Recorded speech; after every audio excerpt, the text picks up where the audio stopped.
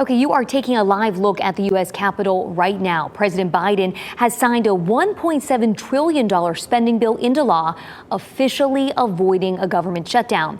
One provision in the law should help to prevent a repeat of the January 6th insurrection in the future. The so-called Electoral Count Reform Act made it into the package at the 11th hour. WRAL Capitol Bureau Chief Laura Leslie explains what's changing. The January 6th insurrection started after former President Donald Trump publicly called on then Vice President Mike Pence to refuse to accept state-certified electors for Joe Biden. Trump insisted that the 1887 law governing how electoral votes are counted gave Pence the authority to throw out those electors and choose alternate electors that would overturn the election results and keep Trump in the White House. And he called for supporters from all over the country to come to Capitol Hill January 6 to pressure the vice president to do just that. The vice president has the power to reject fraudulently chosen electors, Trump tweeted the day before the insurrection. "Do it, Mike. This is a time for extreme courage," the former president tweeted on January 6th. Some protesters that day even threatened to hang Pence after he refused to go along with Trump's plan.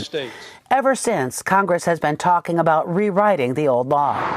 Meredith College professor David McLennan says there was initially some pushback from Republicans who said change was unnecessary.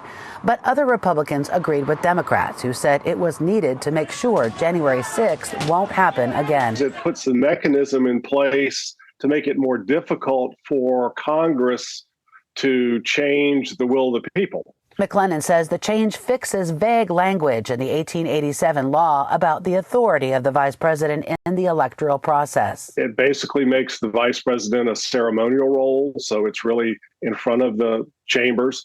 It also makes it more difficult for states to propose alternate slates of electors, which a number of states did that were Republican controlled in 2021.